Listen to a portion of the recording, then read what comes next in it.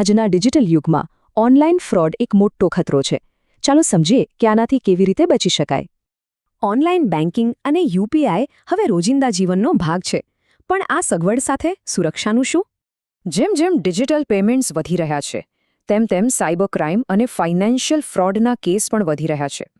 તો આ financial fraud છે શું? સીધી ભાષામાં કહીએ તો છેતરીને પૈસા કે બેંકની વિગતો પડાવી લેવી. ચાલો હવે જાણીએ છેતરપિંડીના કેટલાક સામાન્ય પ્રકારો જે સરકારના ડેટા મુજબ સૌથી વધુ જોવા મળે છે. સૌથી પહેલો અને જાણીતો પ્રકાર છે ઓટીપી કે બેંક ફ્રોડ. આનાથી ખાસ સાવચેત રહેવાની જરૂર છે.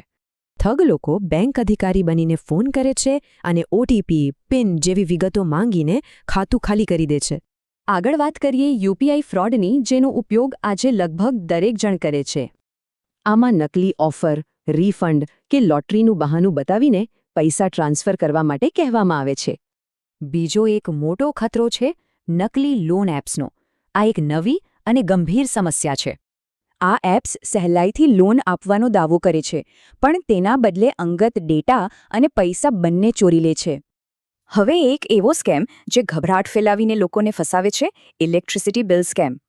તમારું લાઇટ કનેક્શન કપાઈ જશે એવી ખોટી ધમકી આપીને તરત જ પૈસાની માંગણી કરવામાં આવે છે. અને હા, એવી ઓફર્સથી પણ સાવધ રહો જે સાચી હોવા માટે વધુ પડતી સારી લાગે. આ સ્કેમ્સમાં ઘરે બેઠા કામ અને વધુ કમાણીની લાલચ આપીને લોકો પાસેથી પૈસા પડાવવામાં આવે છે. અને છેલ્લે એક ખૂબ જ ડરામણો અને ગંભીર સ્કેમ છે જેને કહેવાય છે ડિજિટલ અરેસ્ટ. આમાં ઠગ લોકો નકલી પોલીસ અધિકારી બનીને લોકોને ધમકાવે છે અને પૈસાની માંગણી કરે છે. તો સવાલ એ છે કે આ બધાથી બચવું કઈ રીતે? અહીં કેટલીક સરળ પણ મહત્વની ટિપ્સ છે.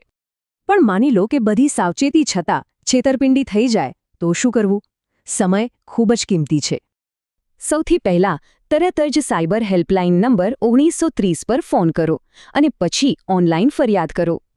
અને આ કામ 24 કલાકની અંદર કરવું ખૂબ જ જરૂરી છે. આનાથી તાત્કાલિક પગલાં લઈ શકાય છે. છેવટે, ટેકનોલોજીનો ઉપયોગ સાવધાનીથી કરવો જરૂરી છે.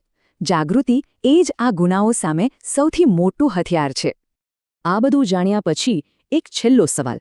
જે માહિતી આપણે રોજ ઓનલાઈન શેર કરીએ છીએ તે કેટલી સુરક્ષિત છે? આજના ડિજિટલ યુગમાં ઓનલાઈન ફ્રોડ એક મોટો ખતરો છે. ચાલો સમજીએ કે આનાથી કેવી રીતે બચી શકાય. ઓનલાઈન બેન્કિંગ અને યુપીઆઈ હવે રોજિંદા જીવનનો ભાગ છે. પણ આ સગવડ સાથે સુરક્ષાનું શું? જેમ જેમ ડિજિટલ પેમેન્ટ્સ વધી રહ્યા છે, તેમ સાયબર ક્રાઇમ અને ફાઇનાન્શિયલ ફ્રોડના કેસ પણ વધી રહ્યા છે. તો આ ફાઇનાન્શિયલ ફ્રોડ છે શું?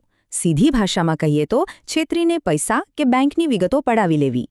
ચાલો હવે જાણીએ છેતરપિંડીના કેટલાક સામાન્ય પ્રકારો જે સરકારના ડેટા મુજબ સૌથી વધુ જોવા મળે છે.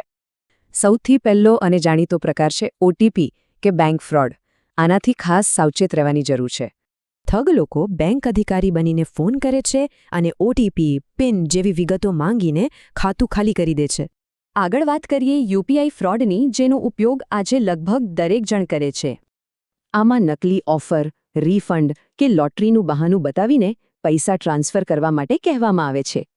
બીજો એક મોટો ખતરો છે નકલી લોન એપ્સનો. આ એક નવી અને ગંભીર સમસ્યા છે.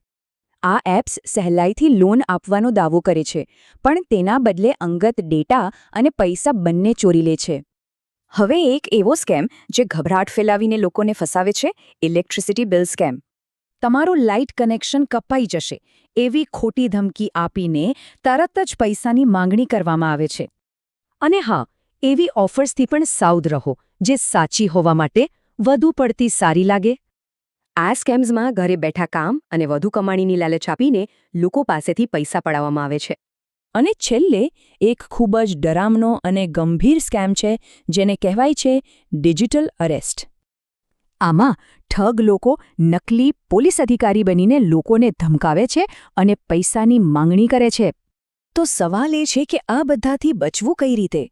અહીં કેટલીક સરળ પણ મહત્વની ટિપ્સ છે. પણ માની લો કે બધી સાવચેતી છતાં છેતરપિંડી થઈ જાય તો શું કરવું? સમય ખૂબ જ કિંમતી છે. સૌથી પહેલાં તરત જ સાયબર હેલ્પલાઇન નંબર 1930 પર ફોન કરો અને પછી ઓનલાઈન ફરિયાદ કરો.